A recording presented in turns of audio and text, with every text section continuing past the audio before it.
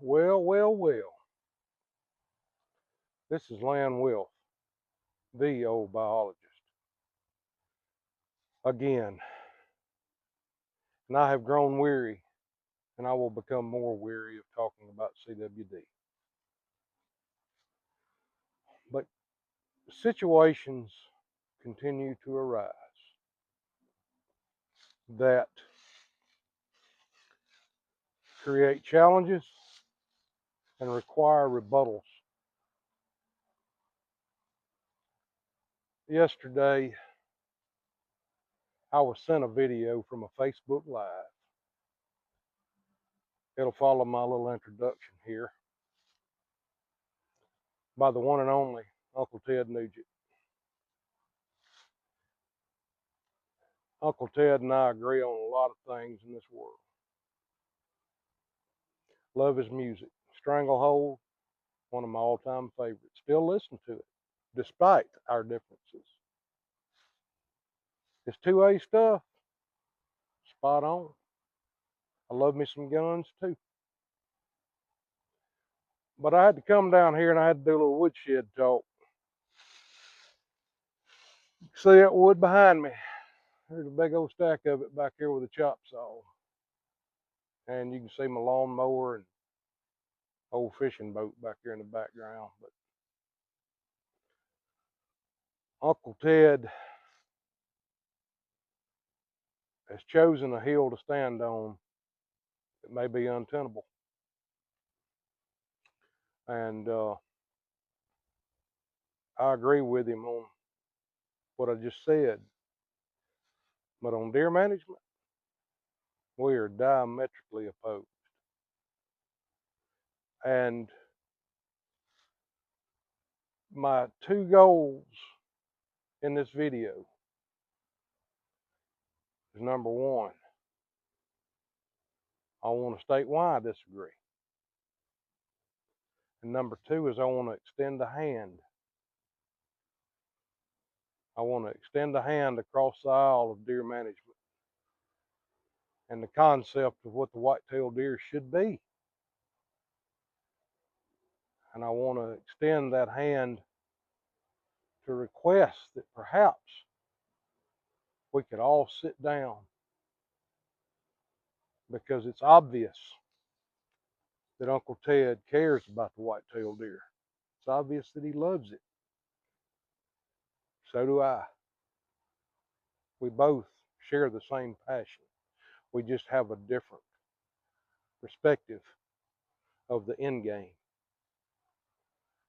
So with that, I want to show you what he said, and then I want to rebut it.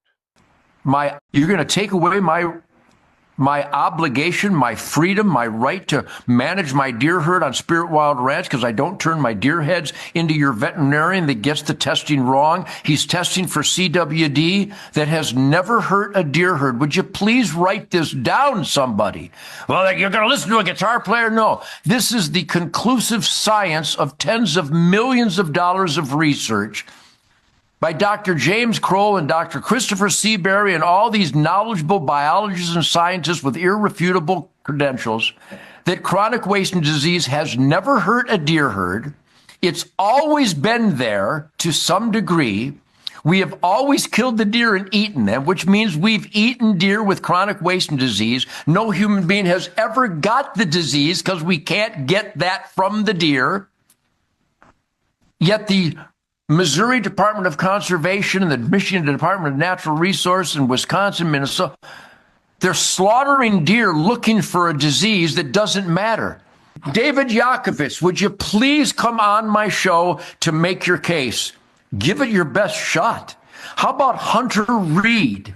You know, the rainbow flag guy that supports Drag Queen Story Hour, where fat perverted men in pantyhose sing "It Won't Lick Itself" to little boys and girls, and parents allow them to do that.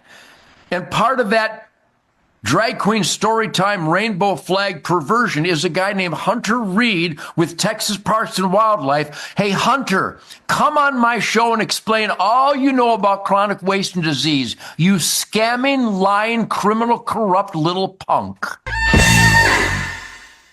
Okay, If you don't believe that chronic wasting disease is killing deer, I will take a couple of days off work and I'll burn my own gas. And I'm going to put my email in the description on this video. And we'll meet in Jasper, Arkansas and go to the Irby study site. And we'll look at browse, we'll look for tracks, we'll look for rubs and scrapes, and we'll see what we find.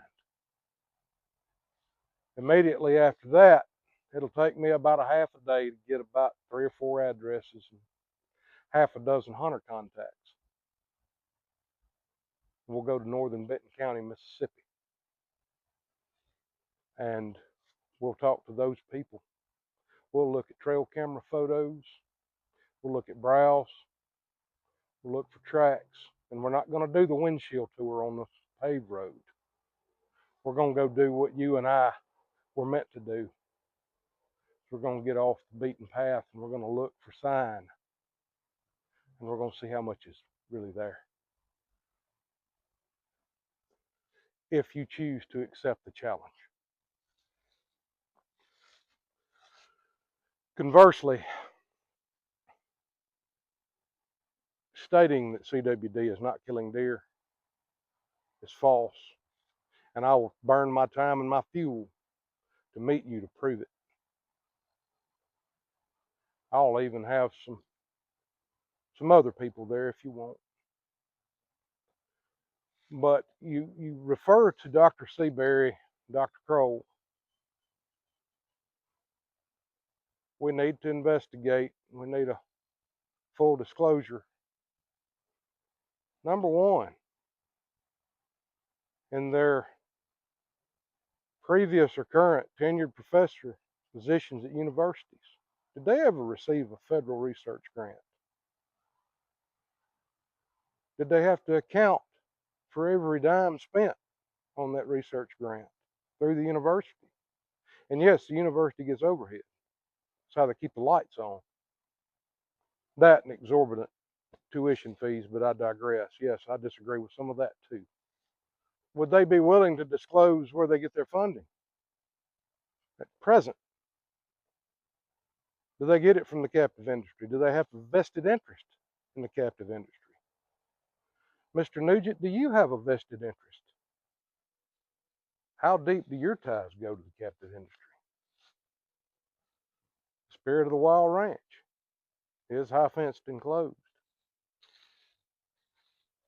Sunrise Acres in Michigan, I believe that's it.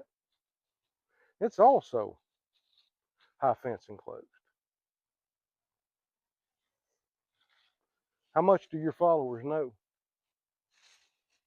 I know you're a proponent of free range hunting, but you're also a proponent of playing God behind the fence.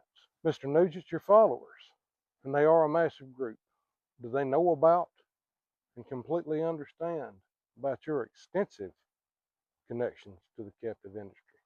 Do they understand the full magnitude of it? Does your hunting operation behind a high fence help or hurt your credibility with the average everyday hunter? You need to think about that. Your average everyday hunter makes up 99.95% of the hunters out there. They hunt free range deer. Some hunt on bigger properties, some on smaller. The very few hunt behind the fence. The very elite few. And unfortunately, the captive industry is the lion's share, driving the train on the massive attempts to attack state biologists, university professors, and wildlife veterinarians. The people that are on the front lines fighting the battle every day. Which, in order to keep this one short, I'm going to go to my last topic. As you made some very disparaging remarks about the young wildlife veterinarian in Texas, Mr. Hunter Reed. And I did some background research on Mr. Reed. And from what I've been able to determine, he's a credible guy, good employee, does his job, does what he's supposed to do. He cares about the wildlife resource. He's doing what he believes is best. And for you to attack his personal life is out of line, regardless of if you agree with his lifestyle or not.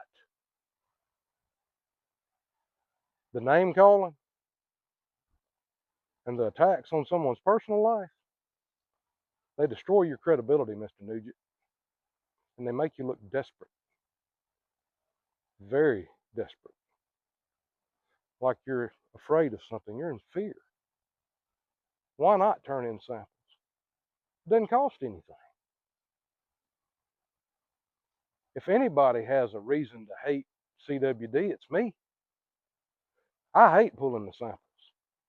I hate having to drive the samples to a wildlife agency freezer.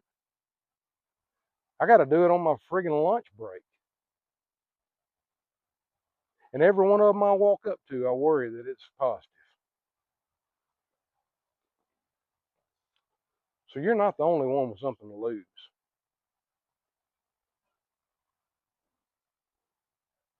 If you're as bold as you act like you are, you should not be afraid. And I'll throw this out. If you want to sit down and reason as men and not call names and not play the name game, I'll be happy to come on your podcast and talk to you. Because I'm going to tell you the truth, Ted. You have a huge platform. A lot of people listen to you. And if you were to make the switch like the Apostle Paul did, it would be huge for the conservation of the white-tailed deer. If you were to work with us to save the natural resource instead of working against us, because I want you to think about this. If we're wrong and you're right, all we've done is run around and kill some deer, about 10-15% of an annual county's harvest every year. In some states, sharpshooting. Mississippi hasn't done much sharpshooting. We don't have the manpower or resources to do it. We're wrong. All we've done is waste our freaking time and gas and money. And it's a big old nothing burger. But if we're right, and 200 years from now, these dots get bigger and bigger and bigger, and they start to connect, and it becomes a reality that this disease is bordering on an extinction level event, and you fought against it, and you did nothing. What will your legacy be when you're one of the half a dozen people that spoke out loudest against it? Will you be known as the man that destroyed the white-tailed deer? Or will you come across the aisle? I would rather work with you than against you. I would rather reason, because Mr. Nugent, you are not stupid and you care about the white-tailed deer. And that is my plea. It's like Arnold Schwarzenegger told Carl Weathers in The Predator. You can sit there and complain, or you can help. And that's where I'm going to wind this one up, boys. Let's be part of the solution and not part of the problem.